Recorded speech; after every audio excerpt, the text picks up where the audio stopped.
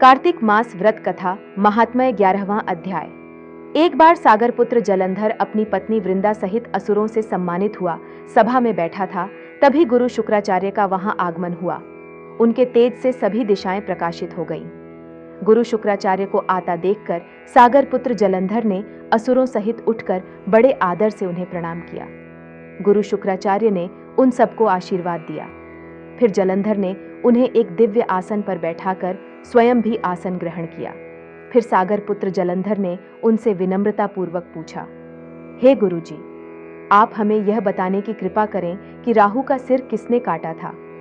इस पर दैत्य गुरु शुक्राचार्य ने विरोचन पुत्र हिरण्यकश्यपु और उसके धर्मात्मा पौत्र का परिचय देकर देवताओं और असुरों द्वारा समुद्र मंथन की कथा संक्षेप में सुनाते हुए बताया कि जब समुद्र से अमृत निकला तो उस समय देव रूप बनाकर राहु भी पीने बैठ गया। इस पर इंद्र के पक्षपाती भगवान विष्णु ने राहु का सिर काट डाला। अपने गुरु के मुख से इस प्रकार के वचन सुनकर जलंधर के क्रोध की सीमा न रही। उसके नेत्र लाल हो गए। फिर उसने अपने धस्मर नामक दूत को बुलाया और उसे शुक्राचार्य द्वारा सुनाया गया वृत्तांत सुनाया। तत्पश्चात उसने धस्मर को आज्ञा दी कि तुम शीघ्र ही इंद्रपुरी में जाकर इंद्र को मेरी शरण में लाओ। धस्मर जलंधर का बहुत आज्ञाकारी एवं निपुण दूत था। वह जल्द ही इंद्र की सुधर्मा नामक सभा में जा पहुंचा और जलंधर के शब्दों में इंद्र से बोला, हे देवता धाम, तुमने समुद्र का मंथन क्यों किया और मेरे पिता के समस्त रत्नों को क्यों ले लिया? ऐसा करके तुमने अच्छा नहीं किया। यदि तू अपना भला चाहता है तो उन सब रत्नों एवं देवताओं सहित मेरी शरण में आ जा, अन्यथा मैं तेरे राज्य का ध्वंस कर दूंगा।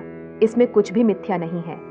इंद्र बहुत विस्मित हुआ और कहने लगा, पहले मेरे भय से सागर ने सब पर्वतों को अपनी कुक्ष में क्यों स्थान दिया और उसने मेरे शत्रु दैत्यों की क्यों रक्षा की? इसी कारण मैंने उनके सब रत्न हरण किए हैं।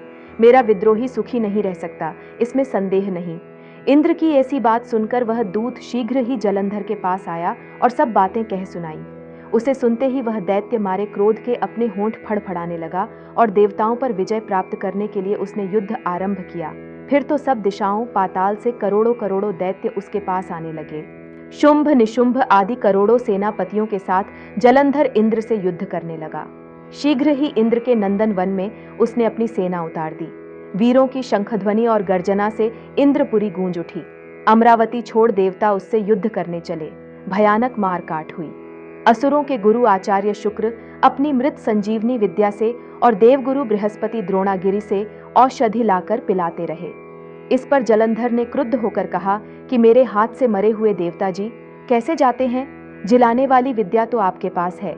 इस पर शुक्राचार्य ने देवगुरु द्वारा द्रोणाचार्य से औषधि लाकर देवताओं को पिलाने की बात कह दी। यह सुनकर जलंधर और भी कुपित हो गया। फिर शुक्राचार्य जी ने कहा, यदि शक्ति हो तो द्रोणागिरि को उखाड़कर समुद्र में फेंक दो, तब मेरे कथन की सत्यता प्रमाणित हो जाएगी। इस पर जलंधर कुपित होकर जल्द ही द्रोणागिरि पर्वत के पास पहुंचा और अपनी भुजाओं से पकड़कर द्रोणागिरि पर्वत को उखाड़कर समुद्र में फेंक दिया। यह तो भगवान शंकर का तेज था, इसमें जलंधर की कोई विचित्रता नहीं थी। तत्पश्चात यह सागरपुत्र युद्ध भूमि में आकर बड़े तीव्र गति से देवताओं का संहार करने लगा। जब द्रोणाचार्य जी औषधि लेने गए तो द्रोणाचल को उखड़ा हुआ शून्य पाया। वह भयभीत हो देवताओं के पास आए और कहा कि युद्ध बंद कर दो, जलंधर को अब नहीं जीत सकोगे। पहले इंद्र ने शिवजी का अपमान किया था। यह सुन सेवता युद्ध में जय की आशा त्याग कर इधर उधर भाग गए। सिंधुसुत निर्भय हो अमरावती में घुस गया। इंद्र आदि सब देवताओं ने गुफाओं में शरण ली।